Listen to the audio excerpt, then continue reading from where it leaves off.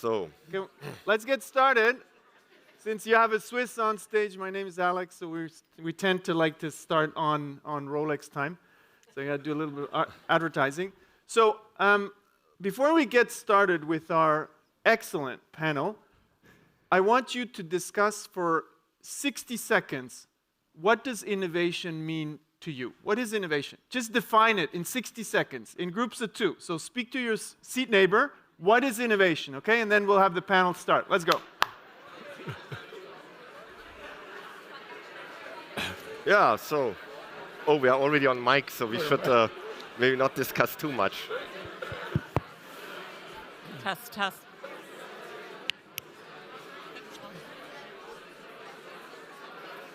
And they will control.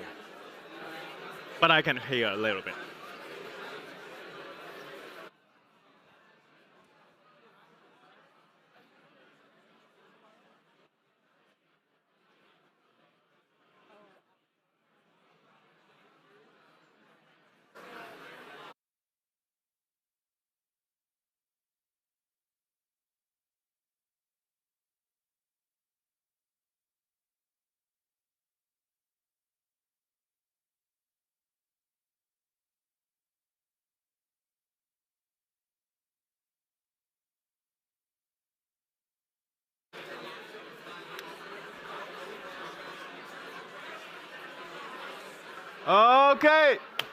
Okay, let's get started. Okay, so since we have 60 minutes, I thought it'd be nice to start with you, but let me just quickly introduce the panel and then ask them what they think innovation is or what does it mean to them. So we have Howard Yu, Professor of Management Innovation at IMD. We have Deborah Piscione, Silicon Valley entrepreneur and AI advisor.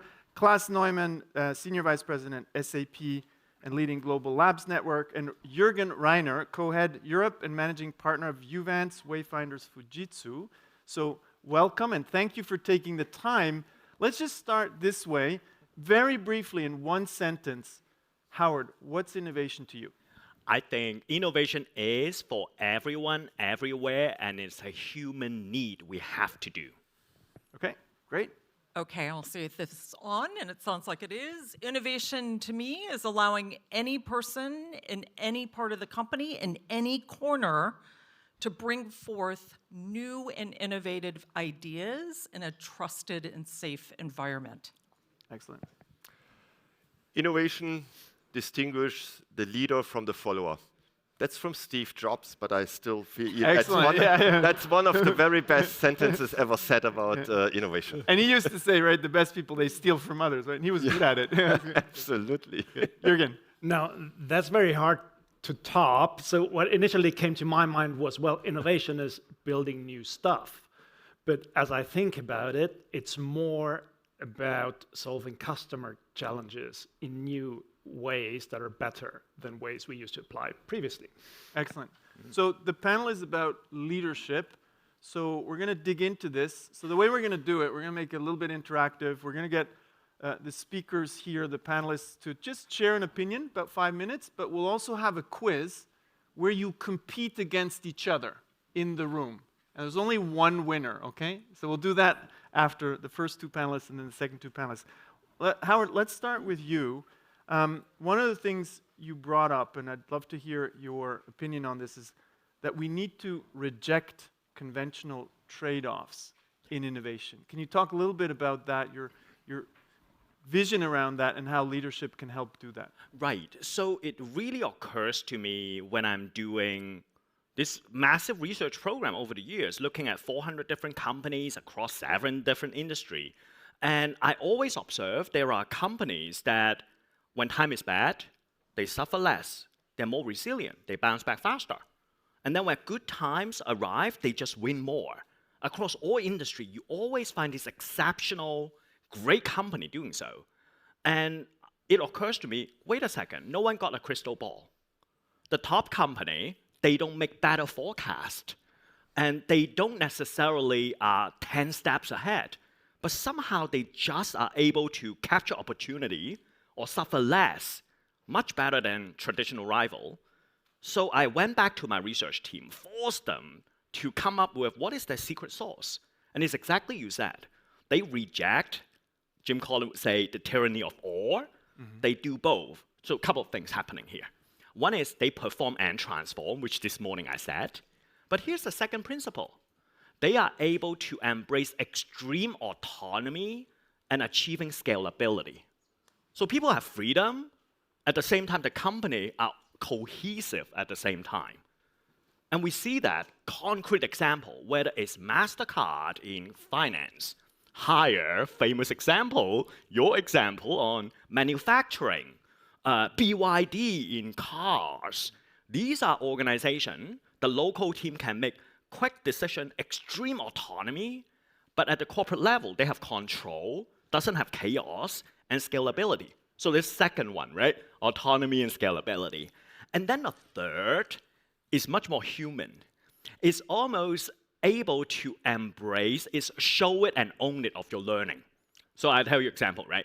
Some people would say, oh, let's build up this scalability, they outsource.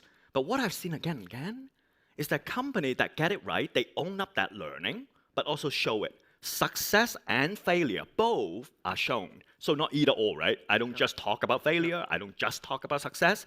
Success and failure are shared across with full transparency. And I thought it's these three principles that makes organization continue to stay future ready. Excellent. And the role of leadership is to show that we have to go beyond those. Oh my God, it's daily role modeling, right? Some of you might have been on the other panel and you hear about the Lego house story. It's like this tremendous amount of leaders, in a sliding door moment. You seize on those opportunities to exhibit the right behavior so that your direct report would role model you to the next level down. And so I think Gen AI or not, we still need that human role modeling going forward. Excellent. Deborah, one of the things you brought up when we were preparing for this is the role of leadership to democratize innovation. So can you tell us a little bit more about what you learned, the whole process of discovering that? Yeah, absolutely. Thank you, Alex. Lovely to be here. I have always been fascinated by time, how people spend time. And particularly in organizational structures, are you sitting around in meetings or are you allowing people to have the freedom to have conversations, to experiment, to go hiking and be at a different vantage point and really try to understand where the world is heading and how you can make it better? And so I was in a fortunate situation. I had just written a book on risk-taking, on how to enable innovation, and was in conversations with McKinsey and IDEO. Is there a bottoms-up way to develop an innovation process rather than thinking about it top-down? And so I was sent down to Qualcomm. I'm based in Silicon Valley. They're in San Diego. They're in the semiconductor industry, and worked with Paul Jacobs to figure out what a bottoms-up innovation process could look like. And they brought in IDEO, and I was part of that team at that time. And we truly believed that typically the people with the lowest paycheck in the room or people closest to the job probably were walking around with extraordinary ideas. Maybe not moonshot ideas, but certainly incremental ideas or cost-saving ideas. So Paul Jacobs, who was the CEO at the time and the son of one of the founders, really believed in this concept of, gosh, every one of his employees, 35,000 in all, are probably walking around with an idea and have no way to harness those ideas. So we ended up building a process where you submit ideas based on a blind submission because we didn't want to place judgment. We often place judgment on someone's education, their level, their paycheck. We just wanted these ideas to come into particular buckets of where the company had under-addressed needs or pain points or opportunity spaces, and ended up executing this process that happened over 9 months. These were typical hardware products, so it took a little bit longer in the process. This is long before AI was the topic of conversation. And over these 9 months and these 12 steps, it was an opportunity to continue to do your day job, but then you had time and resources to explore some of these ideas that were coming through the pipeline. And so the first idea that we ended up commercializing ended up being hundreds of millions of dollars in new revenue over the next 3 years, just because an individual wanted to connect something between two robotics platforms at the time. And Qualcomm was in this incredible position where they didn't have to commercialize. Immediately, they could go to their partners and say, would you use this? How much would you pay for it? Very much in those lean methods, and really be able to assess what people were thinking were in the organization. They had 35,000 predominantly engineers, and we taught them how to think like business leaders as well. And it was this incredible experience that I now call improvisational innovation, 12 steps over 9 months, and have now brought it to other companies like Tata, Nike, Pfizer, as it's innovation, but it's also a talent development platform, really giving people the opportunity to do what they want to do rather than what they were educated in or the job they hold. Right, so it's also this overcoming the trade-off is bottom up and top down, right? It's not either or, it's this and. Yeah, I'm much more in a bottoms up process, but with certainly areas of expertise and what the company needs. That's more the top down approach of creating those buckets where that innovation has to happen. Yeah. So we now will get to our first part of the competition. So if we can actually put up the Menti, so pull out your phones, and if the crew in the back, yes, excellent. Okay, so this is not just, like question answer. This is a competition. So this is serious. Because you're competing against each other for books of the panelists. We're going to sign them and get them to you. So if we can advance to the next, just advance by one. We have 3 questions in the first round. So I think we got enough people. 80 players. Wow, you are fast, like true innovators. Okay, click one more time, advance, please.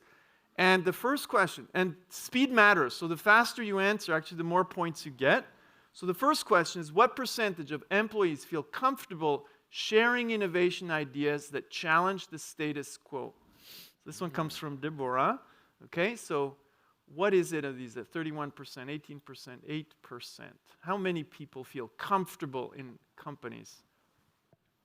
This is based on research, right? Okay, well, astonishingly. You want to tell us a little bit about the number there? Yeah, it's just, you hire an accountant, but this accountant happens to be a robotics hobbyist at home and ends up figuring out how to create robotics or how the robot turns based on sensors from light. Where does that accountant go in the company to say, hey, I've got this great idea? I mean, do you go to your boss? And the boss says, that's great, Howard, but get back to work. Do you go to the robotics department, but you're an accountant? Are they going to take you seriously? So what I found over the years is very few people feel comfortable sharing ideas. Yeah. And sometimes, unfortunately, I've seen, particularly in big pharma, where drug discovery happens and somebody else is taking credit for the individual's idea. Yeah. So that's why we really built this process out. I'm sure we're going to hear more from Clas, also in Juergen, right? In companies, how this. If we can jump to the next question. So advance, please. You need to advance one more time. And again, speed is of the matter. The question is, what's the secret ingredient for successful bottom-up innovation in an organization? Great business plan, annual innovation contest, safe space where employees can share ideas without fear. This one's easy. Like, if we don't get 100% on this one, Amy Edmondson is here, so. Exactly. Okay, excellent. Okay, that was an easy one. So the whole idea of psychological safety, right? And we should get into that also, what leadership can do to create that. Let's do the last one, and then we'll continue with the panel. So if you can click twice again. Let's see if you're just as good for the last one. What most reduces the risk of an innovative business idea? Okay, spreadsheet with strong financial projections, the opinion of the highest paid person in the room. I gave that answer away already. Okay, experimentation and iteration to figure out how an idea could work. Okay, here again, of course. Why did 15 click on the highest paid person in the room? I think they're the highest paid. Because it's true. It's true. Okay. Oh, well, That's just the full truth, right? that's how you get the money. Yeah, But I said someone reduces was the risk. honest. Okay. That actually increases the risk. Do you know why it's not a good idea to invest in the CEO's idea? Because nobody tells the CEO your baby's ugly, right? So we can go just to see halftime report, and then we'll get to class. Just click one more time, see who's leading. If you can click, yeah. So who is leading so far? Okay, this is serious. Like this is a real. Oh, is this based on time? This is Yeah. based on time. Dragonite, hands up, Dragonite. Okay, you now have a target on your back. Okay, we're And gonna I have have a three book more, for you. 3 more questions in later. But let me jump to Clas. Clas, one of the things when we were preparing, you said that traditional architecture of innovation is actually changing and transforming. Maybe you can talk a little bit about that and the role of leadership in that whole transformation. Yeah, thanks, Alex, and happy to do that. And maybe let me start with one thing, what I have personally observed, because I live in Shanghai since 12 years, 13 years actually, and I lived in India for 12 years. So what I've certainly seen is that in this time, innovation has been extremely globalized. That's number one. I think we all come from Western countries, still with some belief of here we innovate, and then in the rest of the world they manufacture. But today, in the area where I'm active, in artificial intelligence, 60, I shouldn't say the number. Anyway, it's maybe part of the quiz later. But let's say 2/3 of the innovation in AI come from mainland China, right? And 15 out of the 20 universities in leading AI research are meanwhile from mainland China. Hardly anyone knows that, yeah? Yep. So there's a clear trend towards this globalization. And that means also that today we have to be much stronger in taking the cultural aspect of innovation into consideration. Because I believe the way we innovate has a lot to do with our culture. Yeah. When I go in Shanghai or in Bangalore to my teams, and I give them a task and say, we need to solve this challenge. Before I even have explained the challenge, 5 people have left the room already and start working on it. And in Germany, in my teams, when I come with the same challenge, I will first hear 5 good reasons why this can never be done. Now, that's a cultural difference. I don't say that the German way to innovate is worse. It's just very, very different. And then the secret sauce going forward is absolutely that we blend these approaches to a real good global approach. I'm not saying there's one leading culture that can do things better. I'm just saying we should first acknowledge it goes differently. Specifically, we from the West have certainly not all the wisdom of this world. And thirdly, then, if we are able to create that blend, then only we will be super successful, specifically as global companies, as I'm representing one here. Maybe a leadership tip. How do you actually blend those things between German teams and Chinese or Indian teams? How do you get that done? Just a very concrete management tip. That is indeed a leadership challenge, because you have to, first of all, make sure that, I mean, as Howard said it, give that autonomy, but then also make sure within their space of, let's say, I wouldn't say happiness, but comfort, within their space of comfort. So because we have some people who are super comfortable to really run autonomously in a project for 3 months, come back and report to the boss or the team, this is what I've done. In other cultures, for example, in the culture of India, you have to give more often feedback. Where that's my experience at least. That means you have to basically, if I wouldn't give feedback every week, many of my engineers there would think, I'm not interested in the results anymore. Right. And this is really something, you have to understand the cultures first, then you can bring basically the different cultures together. So a bit of cultural training for everyone by the one or the other way will already help. Juergen, you're going to give a fourth angle on this, which is the needed shift, which sounds trivial, but it's not, right? From product obsession to listening to customers and co-creating. Can you develop that a bit? Because it sounds very trivial, but from experience, I do this every day, right? It is absolutely not. So maybe you want to share a little bit. It sounds trivial, and it builds on many aspects my colleagues here were mentioning already. So obviously, we're based in Europe. There's a very strong engineering culture. There's a conviction that good products, that innovation will sell products. So this has led to management systems, and almost 3 decades as an advisor and consultant to European manufacturing companies, automotive companies, I've observed management systems which were really counting innovations as a target to boost innovation, to sell product. So this came to the extent that there's a European study about automotive innovation which counts the number of innovation per car. A new way to bend the metal, some LED headlights, a different rubber, you add it up, you got an innovation champion, which was for many years producing this understanding of whoever gets to the highest number of little innovative things would sell the most cars.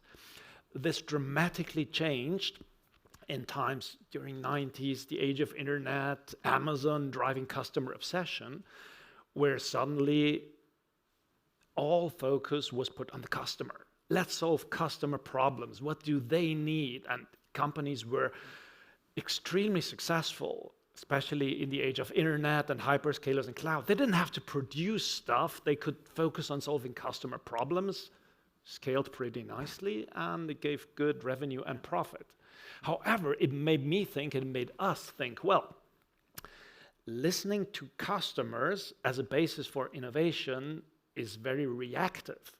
It's very responsive. So how possibly could reacting be innovative? It's almost like the opposite of being innovative, pushing things forward, which is the basis of a lot of the work we're currently doing. As some might have seen the last panel here, as in our company, we're trying to reinvent advisory and consulting business, trying to combine these two aspects, really.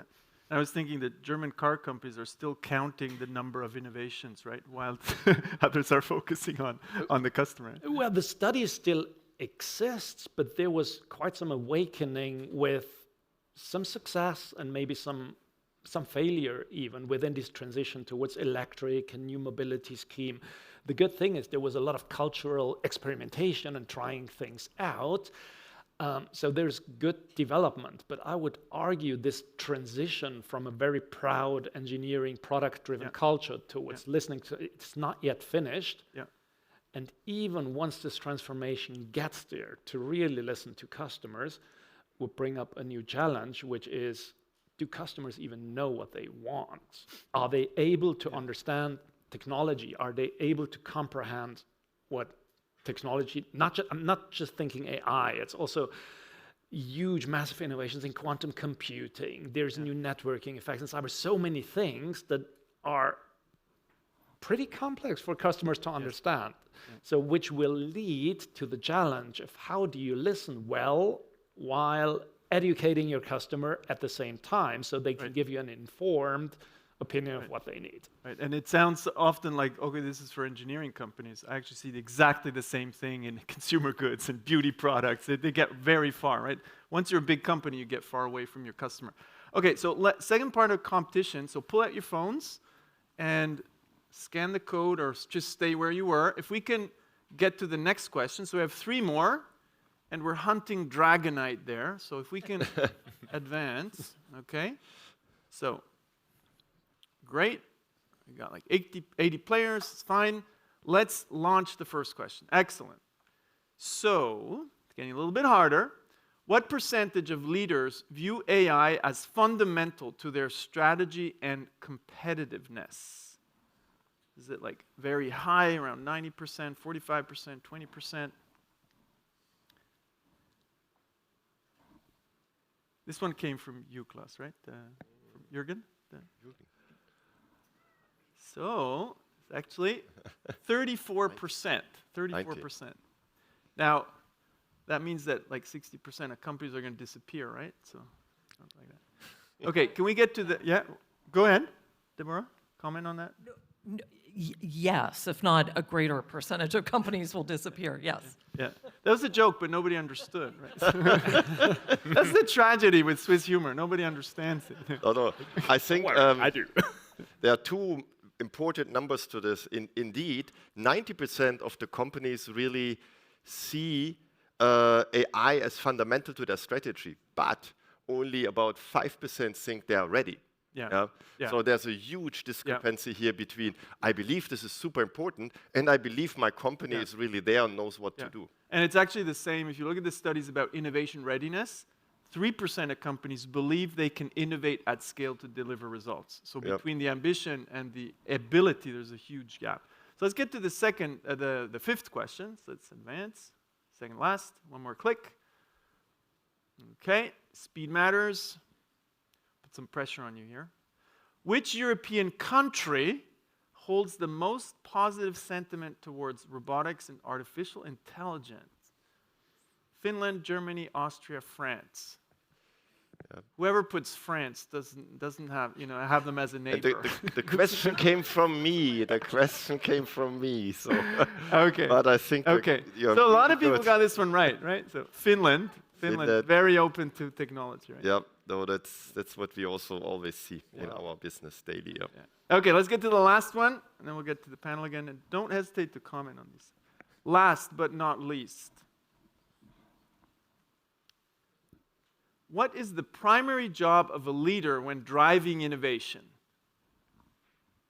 Demonstrate faster execution of the business plan, remove obstacles so the team can experiment, to choose which ideas should win. The CEO's baby. Okay, that's an easy one, right?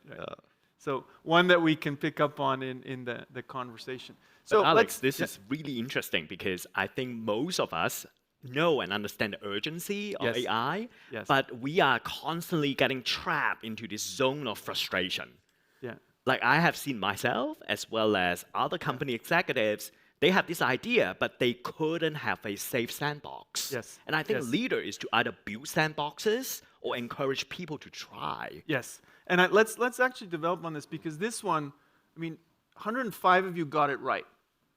Now, if we look at companies, it's not done, right? So we know it. So maybe the panel can elaborate a little bit. What do you think is the obstacle that's holding leadership back from removing the obstacles? Juergen, any take on this? Well, what instantly comes to mind is the trade-off in timing, because some of the innovation has a mid to long-term business plan until return on invest, and this is sometimes massively overlaid by tactical realities, fixing problems, trying to get some semiconductors somewhere. So I think this is kind of the short term always wins, right? The short term oftentimes wins. Deborah, So as much as leaders may not admit this, I think the pressure to perform productivity, increase revenue, appease Wall Street analysts is always there.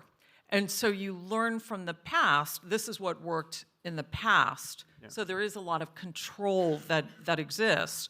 The problem of this transformation that we're moving into is, implementing AI, and I also specialize in Web3 and human noise at this point, coming into this digital transformation. This is unprecedented, and we've never experienced this before. So a lot of the CEOs, I don't know if it was this panel preparation or the one that I'm doing tomorrow, don't understand where this world is heading. Very few people do. And so you need a leader at the top that understands the strategy of how you build in or buy, or I just did a HBR webinar last week of how you implement AI, and everybody thinks it's the same strategy when it's quite different company by company. Go ahead, I Clas. mean, just to build on what Deborah said, by the end of the day, in each company is always a battle of ideas, of budgets. By the end of the day, it's budget. So I would say 80% of my teams hates me because they would say, oh, you didn't fund this, and I had this great idea last year already, etc., etc. So, but in the end, I have to always balance these different interests, and so does my boss, the CEO, and so on. And I think, so therefore, removing obstacles is, of course, always a battle with other good ideas from other parts of the company and other parts of my own team. And I do my very best, but I can definitely not remove everybody's obstacles. One of the things I'd add actually to the primary job is not just removing obstacles, but push an evidence-based investment in exploration. Because we do not know what's going to work, but we can experiment and see what could work by talking to customers, the simplest experiment on the planet. So Howard, you were talking about the sandbox here. elaborate a little bit. How do leaders actually create that sandbox? Yeah, and I think it is exactly that, to free up resources to try things, which means that we need to shut down things. Yes. Don't let some pet project to linger like a zombie because it ties up with some ego of an important person in the room. And so it's almost like we could walk into a company Yes. and do a survey. If someone say, this project of mine doesn't really work, let's shut it down and move forward. Yes. If someone's saying that, does it feels like a career suicide? If it does, then the leader really need to fix the cultural issue first. Yes. And what's nice about that is we don't need a crystal ball for 2030. What are the capability we need? But what is not changing is we need to be an organization letting people to shut things down. Love it. Whether it is an SVP project or a junior engineers, everyone should be equal when it comes down to evidence-based decision making. Yes. And we should introduce a kill rate to actually I kill love a it. project. Yeah, Yes. yeah, and in fact, in this day and age, we need We're talking about projects, by the way. right, not people, but we need a person or a team that should be killing projects too. Yeah. And this, you can get very scrappy. When we started our improvisational innovation process within Qualcomm, we gave multiple teams $3,000 US. Yep.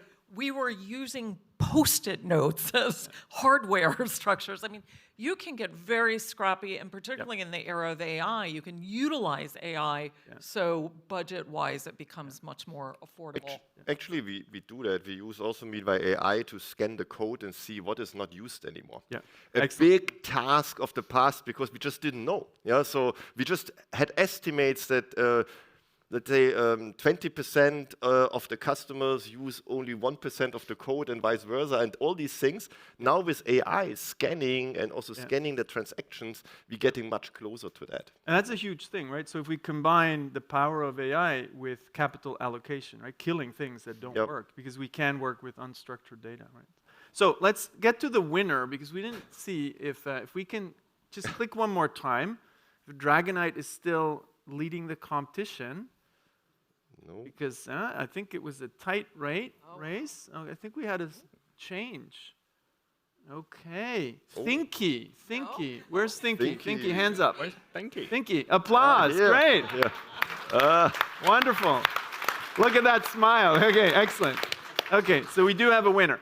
Okay, if we can go back and just put the panel up here. So on the sides. Excellent. So I want to continue around the leadership aspect and just hear from you some of the examples, maybe from yourself, how you lead to drive innovation, or what you've seen from others. You already started right with Qualcomm.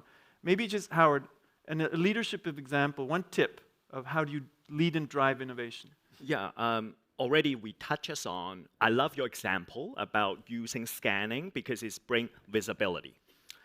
In today's day and age, without complete transparency and visibility, it's impossible to shut things down. It's impossible to make the right bet, to course correct. And with visibility then, when you shut down a project, doesn't mean that the team needs to get far away. You capture that knowledge to redeploy. So a quick example, you're looking at Booking.com, one of our clients, and they run many experiments. And they all get centralized into a centralized system long before ChatGPT. So every ads, different promotion, different new feature ad, you know whether it works or not. You don't need to ask for permission to see. You don't send email. You're junior engineers, you're going in and see what is going on among these SVP in Amsterdam doing, and whether failing or success becomes a source of inspiration and transfer of knowledge. So I think visibility is key.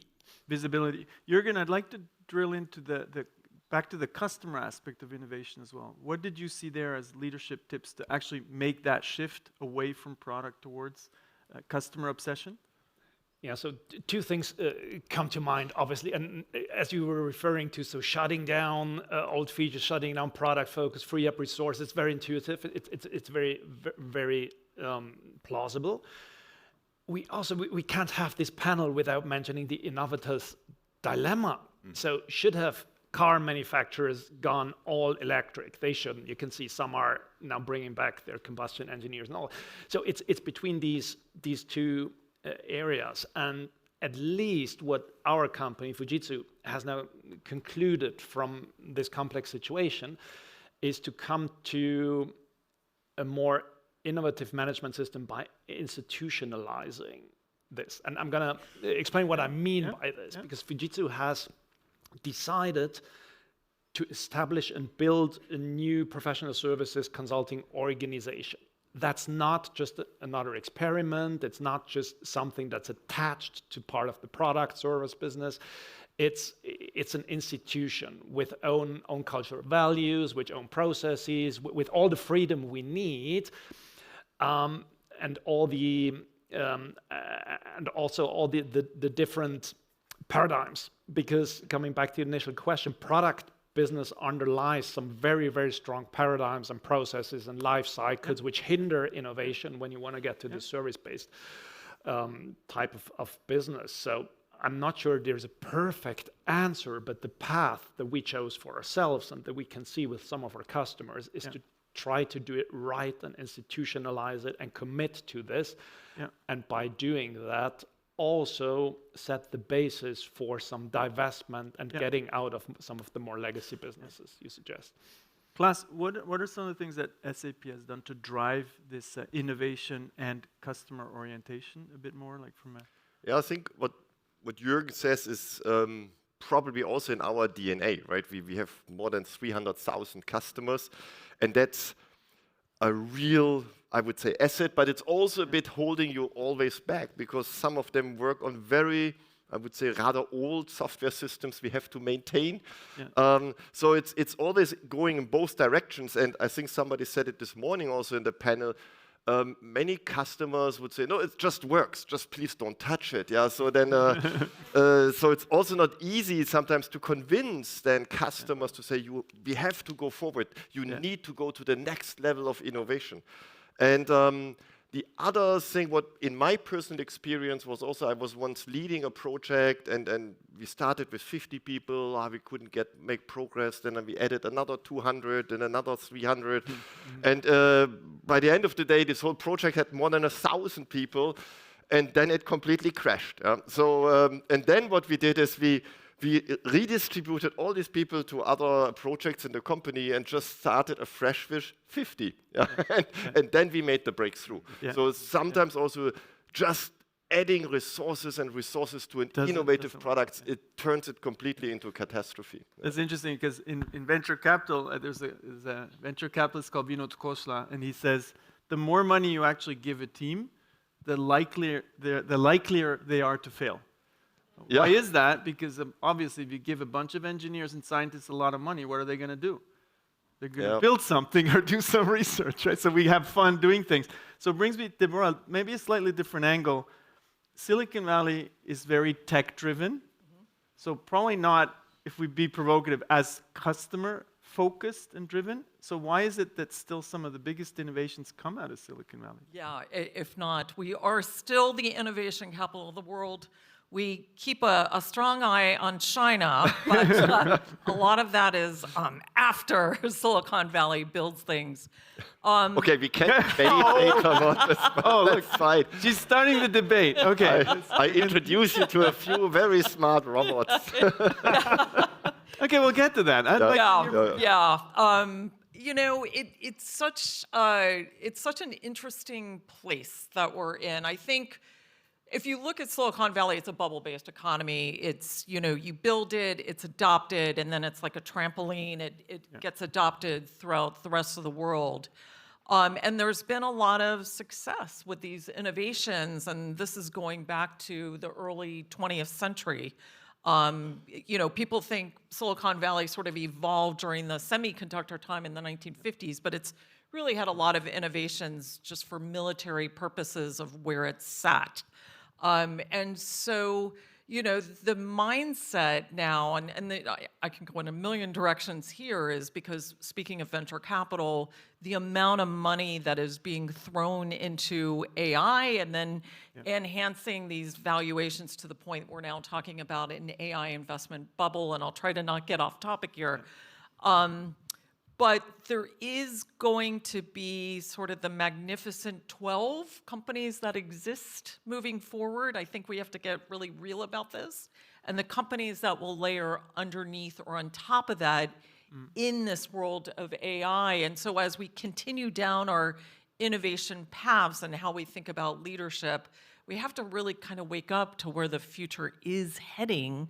My latest book is called Employment is Dead, How Disruptive Technologies Are Really Revolutionizing the Way We Work. And now I would add the way we're going to live in the future.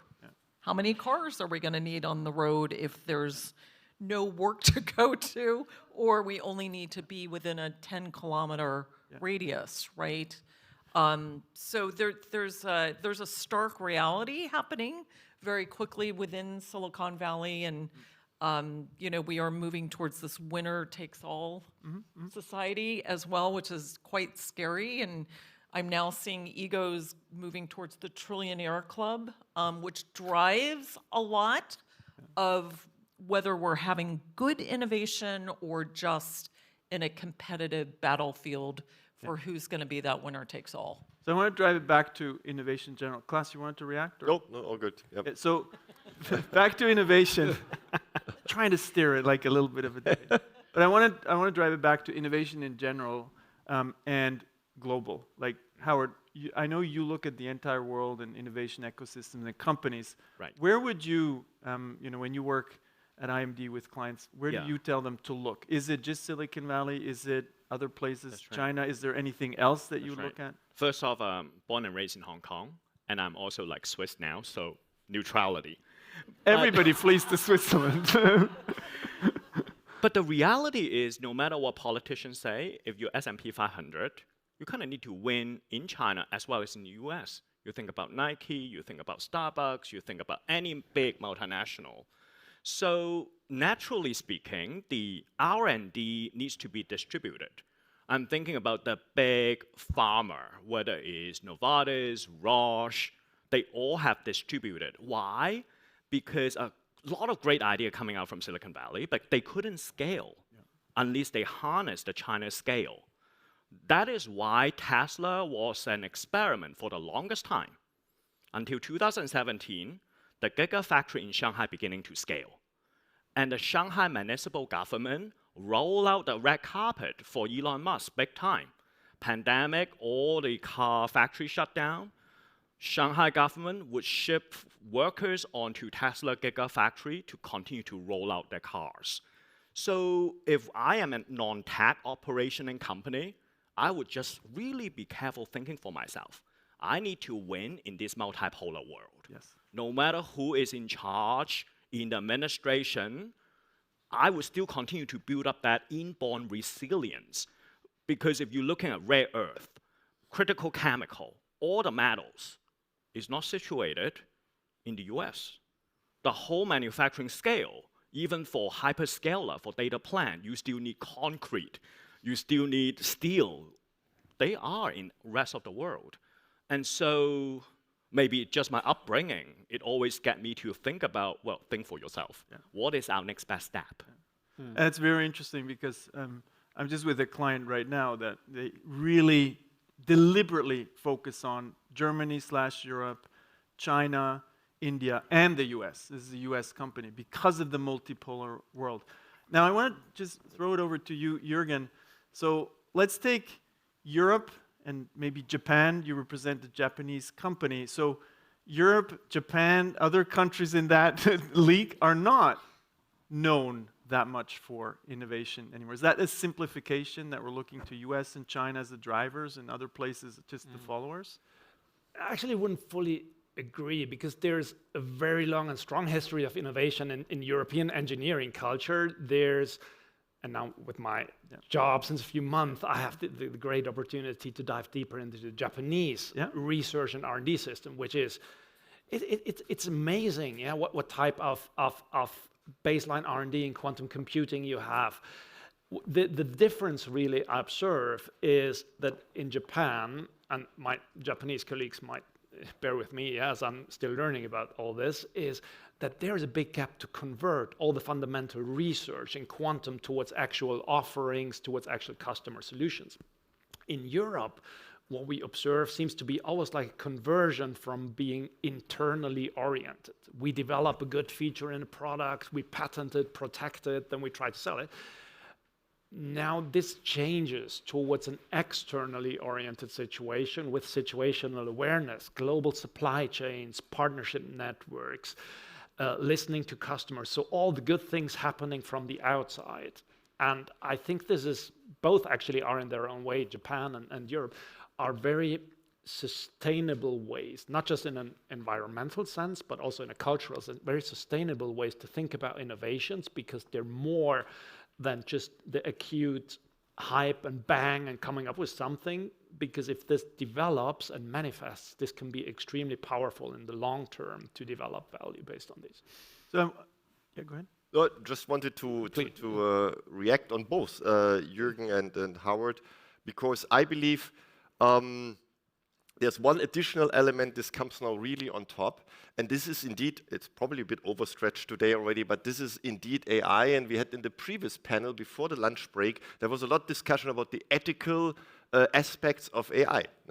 Now, and the panelists were discussing, these good ethics, and that is ethics, and this is how we, but then by the end of the day, we all know ethical standards are really different in different parts of the world, whether it's in Japan, whether it's in Switzerland and Hong Kong, or whether it's in mainland China. So the technology, for the first time, as far as I know, in history, really needs to do different things in a very different way, and also come up with different results, depending on what is acceptable in that society. If you see the AI regulations in the EU, in the European Union, it's all risk-based, right? So there are risk clusters, and then this you shouldn't do, this you can definitely not do, this is super dangerous. A little bit a cultural thing, It's very, very different in other parts of the world, and I believe here now we have to see that technology will do different things for us in different parts of the world, depending on how much risk we would like to take, and also what is acceptable to our own ethical standards. And this will influence innovation more and more as we go.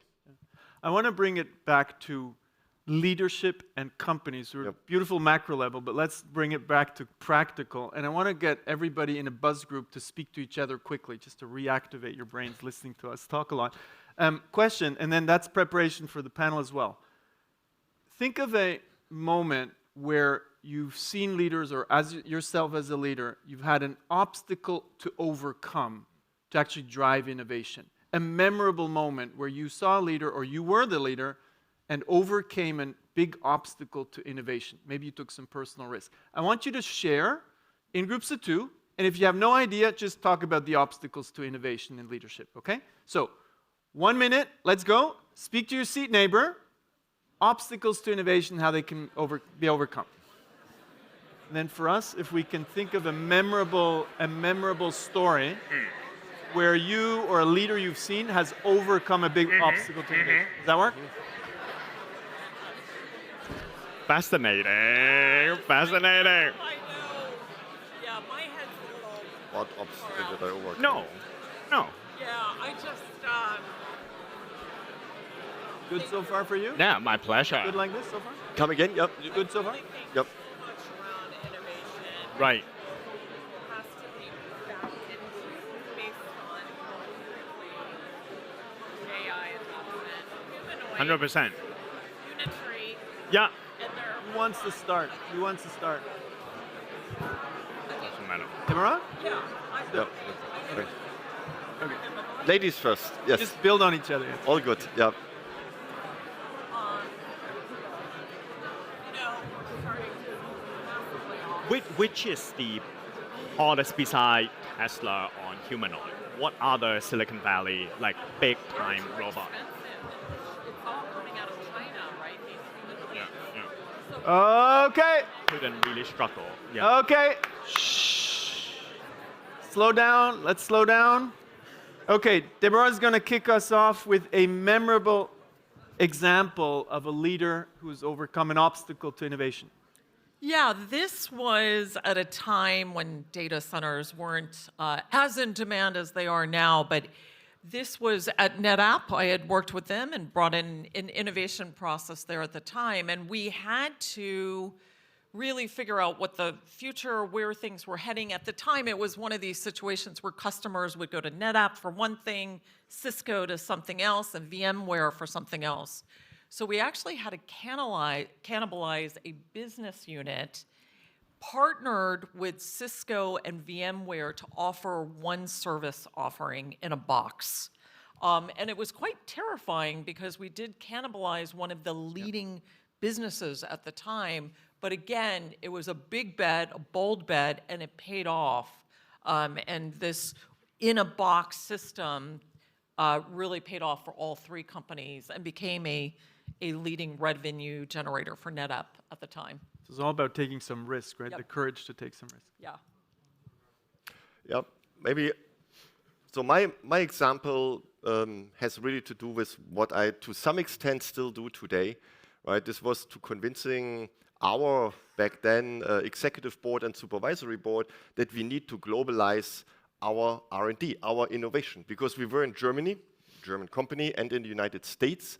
And that was it about SAP's global R&D. Yeah, for a very long time, for nearly half of the company's history, these were our two major centers. And then I said, guys, we really need to bring innovation from the world into our company if we want to serve the world with our products. Yeah? And basically what Howard also said. Yeah?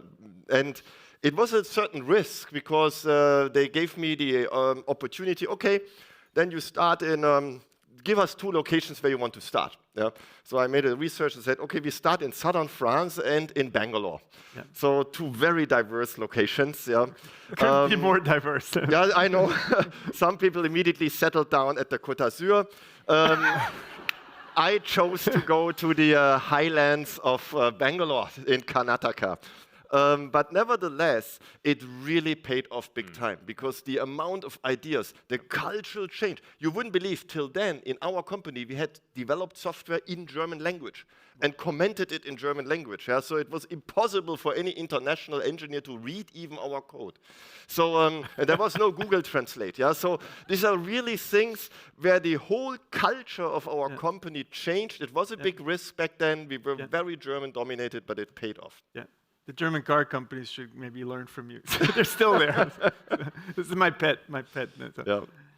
Juergen. Well, we're facing very current challenges as we're innovating a consulting business model based on AI in times where consulting is a commodity, really. And the way we're trying to overcome this is, and I'm using an analogy, I think it's attributed to Michelangelo, who was asked, how did you sculpt this very nice sculpture? It must be very hard. And the answer was, no, I just took away everything that does not belong to the sculpture. So, and this is kind of the approach we're taking. We're trying to take very conscious decisions as what not to do. Not to hire many junior consultants, not to serve certain industries, not to do certain things. So, and that's, at least we hope, that's a good approach to somehow keep complexity in check, because complexity is an enemy of rapid innovation. Howard. So I think the biggest barrier or biggest challenge for organization to get innovation right, like your question about, getting the right answer, actually. Because at some point, you need to get the answer right, no matter how you could pivot. And any Dutch in the audience? Any Dutch people? Yeah, so I want to talk about ASML. Your crown jewels, right? So ASML make machine so that TSMC can make semiconductor for NVIDIA. So if NVIDIA doesn't have TSMC in Taiwan, it won't be $5 trillion. If TSMC couldn't buy ASML machine, there won't be a TSMC. So ASML really do crazy science out in Eindhoven. So I once discussed with the chief technology officer, you make this big bet called EUV, for the next technological platform. How do you get it right? So he described with a diversity of the team, you also need very good quality debate. Now, these are big ego people, right? CEO, CTO, they won't agree at times. So I asked, how do you get the right answer? So he teach me a skill that you could bring back home and try. So Deborah is the CEO, I'm the CTO.